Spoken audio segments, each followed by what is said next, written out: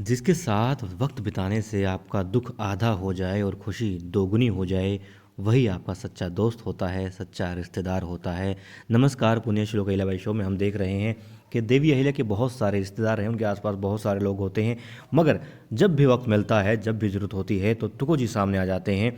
तुको जी उनके दुख में भी सुख में भी परिवार के जो है साथ रहते हैं, अपना कर्तव्य भली भांति निभाते हैं। मगर अब हमने देखा कि तुको जी कहीं चूक गए हैं। जी हाँ, देखिए, मुझे तो बिल्कुल भी ये तर्क संगत नहीं लगा कि उस पाटिल को पकड़ने के लिए तुको जी जाते हैं और इस जोश में वो गए थे, सैनिकों के साथ गए थे, पड़ताल करते हुए कहाँ है। और जब उसके दरवाज़ा खटखटाते हैं तब कहते हैं, पाटिल के दरवाज़ा खोल, हमें पता है कि तू अंदर ही है। और दरवाज़ा वो तोड़ देते हैं, अंदर जाते हैं, मगर पाटिल नहीं मिलता। जिस जोश के साथ में, जो जुनून उनका था, मतलब गुस्सा था, मगर गुस्सा क्यों था? क्योंकि वो इंसान किसी महिला को, एक स्त्री की इज्जत को खराब करना चाहता था। मगर गुस्सा सिर्फ इस बात का नहीं था तुको जी को कि वो इंसान किसी एक महिला के साथ में, बल्कि ये था कि मालवा की जनता के साथ में वो पाटिल गलत इरादे से, गलत नीयत से कार्य कर रहा है। इसलिए वो गुस्सा था और वो अपने कर्तव्य निभाने के लिए वहाँ पर आए थे, उस इंसान को पकड़ने के लिए आए थे। क्योंकि एक तो वो अच्छे इंसान है, तुको जी खुद अच्छे इंसान है, इसमें कोई दो राय नहीं है। फिर दूसरे उनके ऊपर जिम्मेदारी डाली गई थी देवी अहिल्या ने कि जाओ उसको पकड़ करके लेके आओ। अब देखिए, यहाँ पर वो पकड़ने के लिए जाते हैं और यही हमने तुको जी की सबसे बड़ी नाकामी देखी। मतलब बिल्कुल तर्कहीन मुझे लगा ये चीज़ कि वो पकड़ने के लिए जाते हैं और खाली हाथ लौट आते हैं, क्योंकि उनको नहीं मिला। एक तो वो कह रहे थे, उनको पता है कि पाटिल अंदर ही है, दरवाज़ा खोल। दूसरा, जब नहीं मिलता तो दूसरा दरवाज़ा देखते हैं कि हाँ खुला है, अभी अभी भागा होगा। उन्होंने क्यों पकड़ने की कोशिश नहीं की, ढूंढने की कोशिश क्यों नहीं की? मतलब मूर्खता लगी मुझे यहाँ पर। इस मैं नहीं कहना चाहूँगा किसकी, लेकिन जिसकी भी मूर्खता आपको भी लगी होगी कि वो इंसान वापस आता है, देवी अहिल्या को बोलता है, तुको जी बोलते हैं कि भाई मैं पकड़ नहीं पाया, वो भाग गए। और देवी अहिल्या फिर अपनी मंगला गौर छोड़ करके वहाँ जाती है उनको पकड़ने के लिए, उस पाटिल को पकड़ने के लिए। सिपाहियों को कहती है कि तुम तीन तीन की टुकड़ियाँ बनाओ और अलग अलग दिशाओं में जाओ। कोई उसके रिश्तेदारों के घर में जाएगा पाटिल के, तो कोई कारखानों में जाएगा, कोई कहीं जाएगा, कोई कहीं जाएगा। अब बात ये, वो फिर ये भी कहती हैं कि सिपाहियों से कि तुको जी ने बता तो दिया होगा ना आपको कि उनके रिश्तेदार कहाँ कहाँ रहते हैं, कारखाने कहाँ कहाँ हैं। उन्होंने सबका एड्रेस ले लिया, सिपाहियों ने तुको जी से ले लिया। अब जब तुको जी को पता था तो क्यों नहीं उन्होंने अपने सिपाहियों की टुकड़ी भेजी पहले ही, देवी अहिल्या को तंग करने से पहले, कि आप जाओ और उनके ठिकानों पर जाओ, देखो वहाँ पर पाटिल है या नहीं है। या फिर गांव के चारों तरफ सिपाहियों को खड़ा कर दे कि पाटिल गांव से बाहर नहीं जाना चाहिए।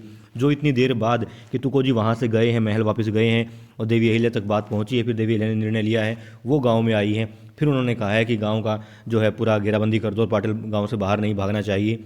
ये चीज़ पहले क्यों नहीं हो सकी? ये कई घंटे पहले हो सकती थी, मगर नहीं हुई। यहाँ मुझे साफ साफ जो है तुको जी की कमजोरी नज़र आई है। ठीक है, इसमें कोई दो राय नहीं, को अच्छे इंसान। और एक चीज़ मैं और कहना चाहूँगा यहाँ पे, देखिए, पहले उनको काम मिला था किस चीज़ का? तकरीबन 7 साल पहले जो लगान का काम लिया था, लगान का वसूल करने का, जो भी पहले गुन्नू जी पे काम था। मगर जब उनकी काबिलियत नहीं देखी गई इसमें, तो मल्हार होलकर सरकार ने कुछ समय के लिए उनको दे दिया था। अब देखिए, देवी अहिल्या उसका निरीक्षण करती है, जांच करती है कि लगान वाला काम सही चल रहा है, नहीं चल रहा है। बेशक हो सकता है तुको जी के हाथ में ही हो, उनके हाथ में ही होगा, क्योंकि गुन्नू जी को तो सेनापति बना दिया गया है। मेरा कहने का मतलब ये है कि या तो अभी तक तुको जी ने अपनी काबिलियत जाहिर की ही नहीं है। वो विश्वास पात्र हैं, दो राय नहीं है इस चीज़ में कि वो अच्छे इंसान हैं, ये सब जानते हैं, विश्वास पात्र हैं, ईमानदार हैं, सब जानते हैं, मानते हैं। और देवी अहिल्या और उनकी सासूबाई गौतमबाई साहिब तो, मतलब देवी अहिल्या के बाद में अभी, क्योंकि खंडेराव वहाँ नहीं है, मल्हार होलकर सरकार नहीं है, तो वो देखती हैं कि गद्दी का या फिर दरबार का जो कार्य है अच्छी भली भांति से कौन संभाल सकता है। गौतमबाई साहिब ने कहा था तुको जी संभाल सकते हैं। तो देखिए, इतना विश्वास तो करते हैं, सब करते हैं उन पर, कोई दो राय नहीं है, अच्छे इंसान है। मगर यहाँ पर कि वो अच्छे मतलब योद्धा मुझे नहीं लग रहे हैं। क्यों नहीं लग रहे? सिपाहियों को कहना चाहिए था भाई पकड़ के लाओ। जब पता है अभी अभी भाग गए तो ढूंढते उसको, पकड़ने की कोशिश करते उसको, खाली हाथ लौटना बहुत बड़ी नाकामी थी तुको जी की। दूसरा, उनसे वो काम लिया जा रहा है, लगाने वाला नहीं लिया जा रहा है, मगर निरीक्षण करती है, संभाल करती है देवी अहिल्या मल्हार राव होलकर सरकार के कहने के बाद में कि तुम भी इसकी जांच किया करो। ठीक है, जो ये काम तुको जी के ऊपर है, मगर फिर भी उसकी जांच हो रही है।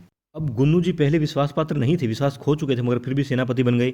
मतलब कि वो तुको जी से काफ़ी अच्छे योद्धा होंगे, काफ़ी अच्छी युद्ध नीति जानते होंगे, युद्ध कौशल जानते होंगे, हथियारों का ज्ञान होगा। सिपाहियों पे पकड़ तो उनकी पहले से है, दोनों पिता पुत्र की है, मेरी भगत वो रखते हैं, पैसे दे के या जैसे भी जो अपना काम कराते रहते हैं। तो मतलब चापलूस उनके बहुत सारे मिलेंगे महल में, कोई दो राय नहीं इस चीज़ में।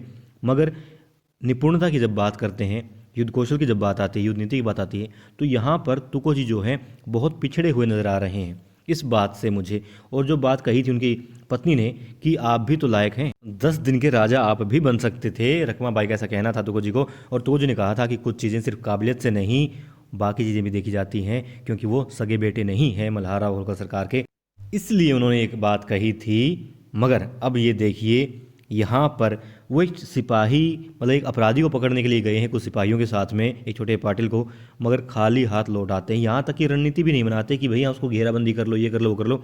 नाकामी किसकी है?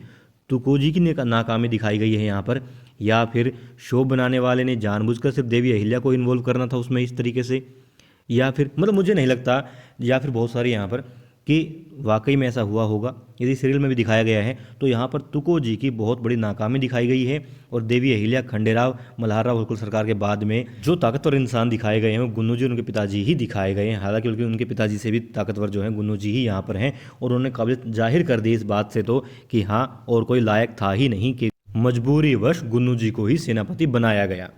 क्या आप भी इन बातों से सहमत हैं? बताइएगा। क्या वाकई में तुकोजी को देवी अहिल्या के पास आना चाहिए था बिना उसको पकड़े, या फिर चाहे सूरज ढलने के बाद तब पकड़ते, मगर उसको पकड़ के ही, उसको गिरफ्तार करके ही महल वापस आना चाहिए था?